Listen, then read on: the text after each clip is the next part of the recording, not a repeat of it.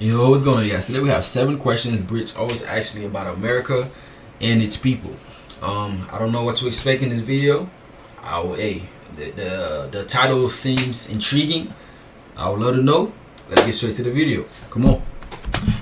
Lawrence, and I'm on a quest to uncover all of the memos that Britain and America lost in the pond, and one of those memos pertains to questions. Specifically, questions that British people asked me about the United States and its people. I'm Lawrence Brown, and this video is sponsored by Squarespace. If you've been paying attention, you may remember that last week I did the exact reverse of this video, when I looked at 7 questions that Americans always ask me about Britain and its people. And as somebody who's lived in the United States now for ages, I do indeed get a lot of questions from people back home, such as, "Ooh, Lawrence, do you think you'll ever develop an American accent?" Or, "Why is Arkansas pronounced Arkansas, not Arkansas?" I did a YouTube short That's a valid question, man. A lot of us still have this question here about it already. And so I'm drawing on all of my expertise of living in the United States to answer questions like these today, so that maybe all of the British friends and family members that are asking these questions finally shut the up. That said, I really like people, and since we're on our way to 1 million subscribers, I like him. He's funny. He's really funny. I like watching the videos. Very entertaining. if you're not yet one of them, do that now. Subscribe. In the meantime, here are 7 of the most common questions that I get asked by British people about America and Americans. Okay. Number 1, why do Americans call their sport football when they don't use their feet? Well, firstly, that's not entirely true. I mean, I think we've all seen it where a player takes the ball, puts it down, kicks it in slow motion. That might just be in the movies, and everybody goes crazy, so it must be an important part of the sport. But secondly, I did some Googling, and I found out that it's called football because of the sports from which it's derived. See, back in the 19th century, Britain was developing a series of ball games. One of them, famously, was soccer, or to give it its full name, association football. And this was called association football because they had to differentiate it from something else called rugby football. Rugby football did indeed go by the name of rugby football, and in fact sometimes does to this day, despite the fact that they too don't use their feet unless they're kicking it over a giant H, or down the field, or maybe some other ways. And American style football basically took its cues from rugby football, and the name stuck. That makes sense. Alright, this question I get a lot. Why is American bread so sweet? And we have to make a bit of a distinction here, because the bread that we're talking about is the kind of store-bought bread that you get in supermarkets that are used for sandwiches. And it's true, one of my earliest experiences in this country was raiding my mother-in-law's bread bin when I was hungry late at night. And I was really excited because, as everybody knows, there's nothing better than bread and butter at midnight. That's just me, right? But it was really sweet. It was almost like I was having a late night dessert. And basically, Wait, I mean, I've never tasted bread in the UK, but I mean, I don't think bread here is sweet. It has a hint of sweetener to it. Like it's just a hint, but I don't believe that it's sweet per se. Maybe I'm tripping. Maybe I'm tripping. I don't know. I don't think it's. I wouldn't say it's sweet though. That's interesting. Now when I eat it, I'm gonna look for it. Sweetness on American bread comes down to one word: added sugar. That's 2 words. And it's true. As somebody who gave up added sugar a couple of years ago, I was shocked to find just how much added sugar was found in American bread. 2 grams of added sugar, which is 4%. 3 grams of added sugar, 6%. Now, there's a couple of things to add here beyond sugar. Number 1, the addition of added sugar is supposedly intentional in order to prolong the life of the bread. And, pound for pound, I have found that American bread takes a bit longer to turn green. I was a student in England, so I've got a lot of experience in this field. But the other thing to point out is not all American bread is sweet. Since giving up added sugar, I've mostly turned to sourdough or rye, some of which have 0 added sugar, which tastes great with some strawberry jam, which I've just realised has added sugar. And something else that's really sweet, my new and improved website at lostinthepond.com. As my YouTube channel grows ever nearer to 1 million subscribers, it only makes sense that I have a central hub for all things pond. And now, thanks to Squarespace, I do. In 2024, we've been rebuilding our website from scratch using some of Squarespace's key features. Like, for example, its seamlessly integrated blog pages so that you can read my words in my voice with the added benefit of not having to look at my face. And coming soon, for the first time ever, we'll be rolling out a monthly Lost in the Pond newsletter, made simple by Squarespace's email campaigns feature. Anyway, if you need a website to showcase your passions and or dreams, you can try Squarespace for free for 14 days. Get your free trial at squarespace.com today, and once your website is ready for liftoff, go to squarespace.com/lostinthepond and you'll save 10% on your first website or domain purchase. The link is in my description below. Number 3, are you scared of all the guns? And I would say not all of them. I used to love the Super Soaker 5000. And in fact, it's a weird one, this, because while guns are definitely used to kill more people in America than they are in Britain, I don't particularly live in fear of them because, number 1, I'm an optimist. Some would say a blind optimist. And number 2, so long as you stay in the right part of town and or don't become a member of a gang, there's a good chance that you can go 16 years living in America without seeing gun violence firsthand. Now, that's not to say, of course, that America hasn't had many... Okay, gun violence happen all the time in every place in America, right? But it's like, I think the way the world, the other side of the world views it, is like, man, people are always shooting each other in America. Like, if you live in America, you're gonna fight people with guns who's gonna shoot each other, stuff like. It doesn't work like that, right? Of course, I have friends who have guns. I don't own one myself, but I have friends who have guns, like close friends who have them, and they feel that that's their security and that's their right to own one. You feel me? So it's like a lot of people have them, a lot of people don't. People have them, some people don't, and it's like, and some people you just never know if they have one or not. Certain places here in Florida, I believe, you can carry your weapon, but you just have to conceal it. You have to hide it. You feel me? When you go somewhere like Georgia or I believe Texas, you can open carry. Yeah, you can open carry certain firearms, and you have no problem because it's legal over there. And that here in Florida, that's why, bro, you probably won't ever know if somebody have a gun or not unless they tell you, unless you know the person, unless you mess on and find out the hard way. If you go to somebody's property, trying to damage their goods, trying to do whatever you're trying to do, hey, you gotta mess around and find out. They're not gonna be afraid to shoot it. If they have it, they're not gonna be afraid to shoot it because you're on their property, So again, man, it's not like everybody just shooting everybody. It's not like that at all. Some people, yeah, man, and not everybody have a gun. That's one thing. Documented mass shooting events, and these, of course, horrific as they are, paint a picture that there are shootings on every corner of every city at every second of every day. I don't need to come here with that false impression, because otherwise you won't ever leave your hotel. And I can hear my Uncle Toby right now, but Lawrence, there are 30,000 gun-related deaths in America every year, and that is a big number, but you have to keep in mind that unfortunately over half of those are suicides. But even though this is a very serious subject, I wanted to answer it, because while there clearly are people in this country who will pick up a gun and do the unthinkable, your chances of dying in this way during a given year, never mind a 2-week visit, are approximately 1 in 32,000. So don't worry too much and just be vigilant. Okay, can we get back to the comedy stuff now?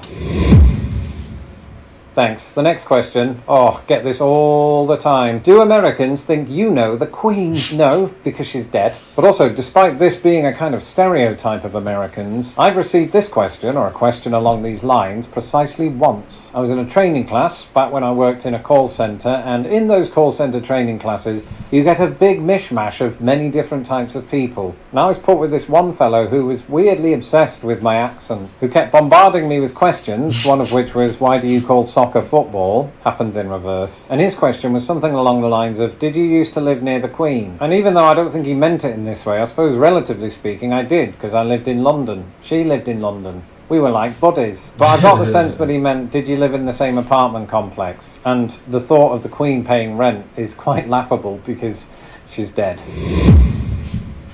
Why is it called the World Series when only Americans play? And once again, that is completely and utterly a little bit false, because it's not just American teams. there's a Canadian one as well. And secondly, I need to dispel a myth. For the longest time, it was believed that the baseball competition's name came from the fact that they were sponsored by the New York World Telegram newspaper. The assertion being that they took the word world, try saying that after 4 whiskeys, and named it that with utterly no pretension of being a global competition. But that theory has since been debunked. Instead, the real origin of the name is this. In 1903, the owner of the Pittsburgh Pirates challenged his counterpart at the Boston Red Sox to what...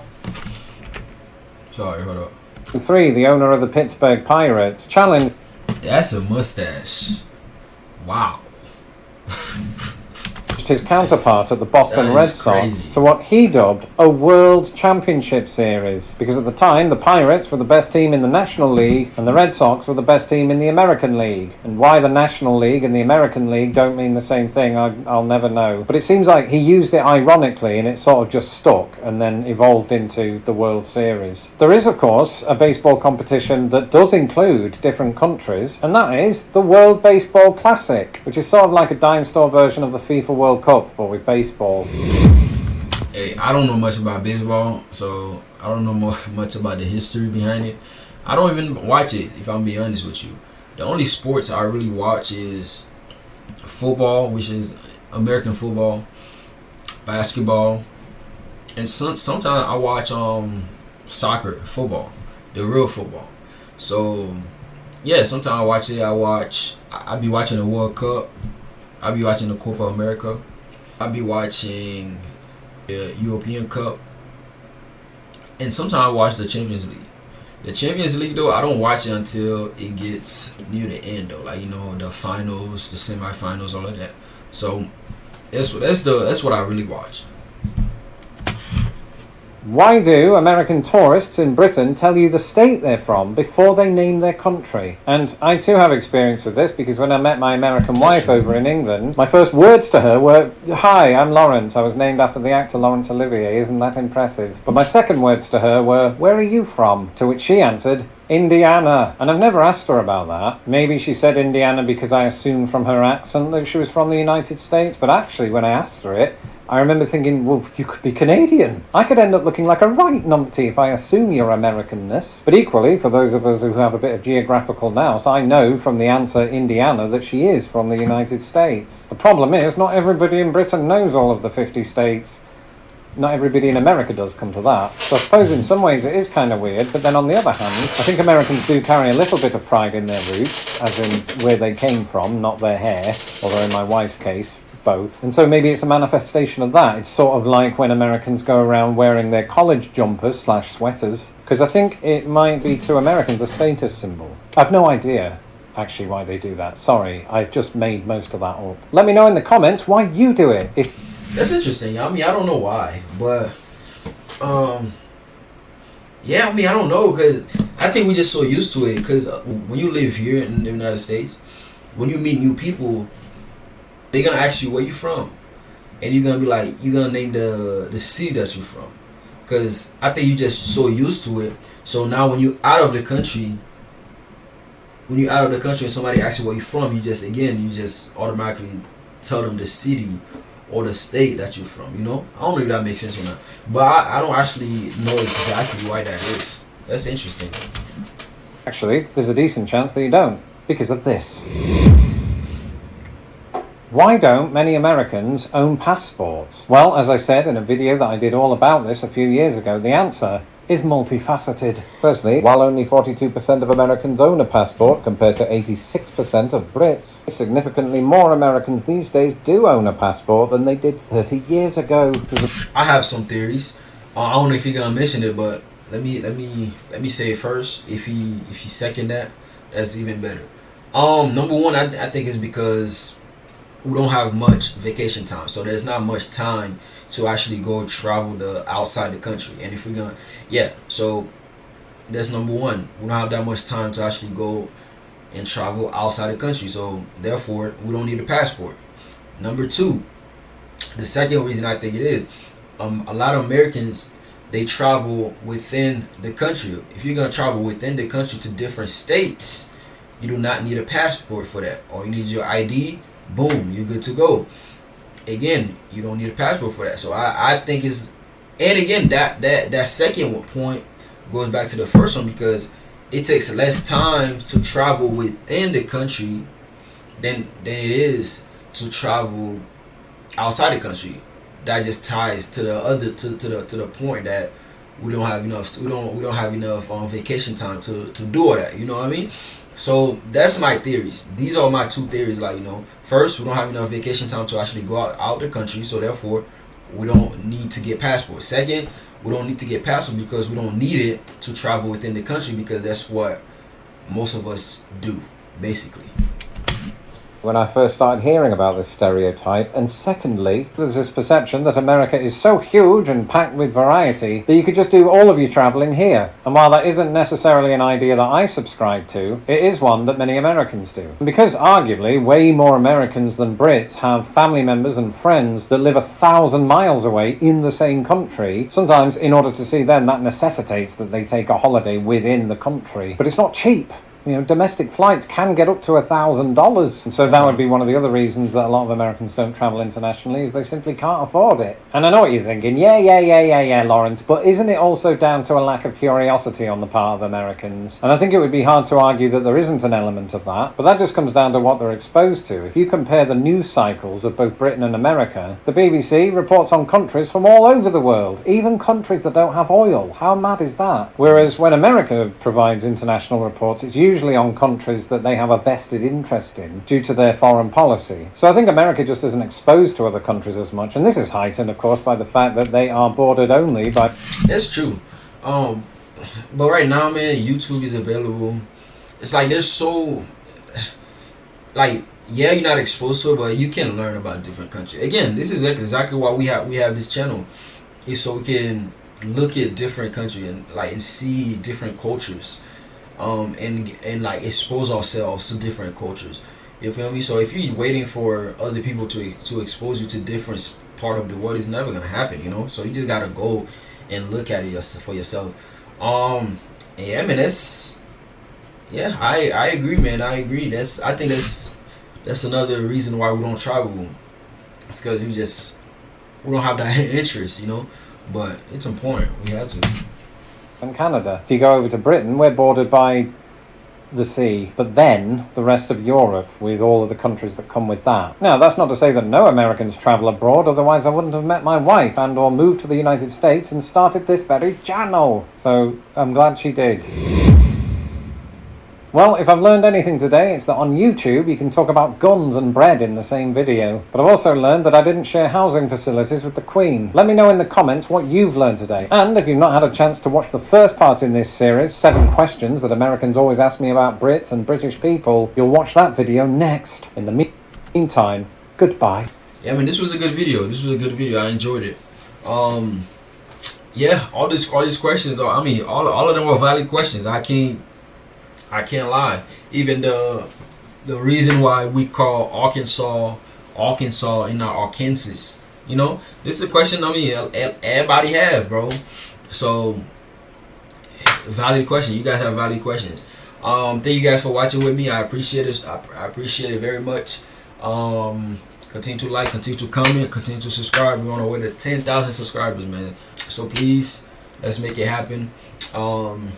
Again, thank you for watching with me. I'll catch you on the next one. Bye bye.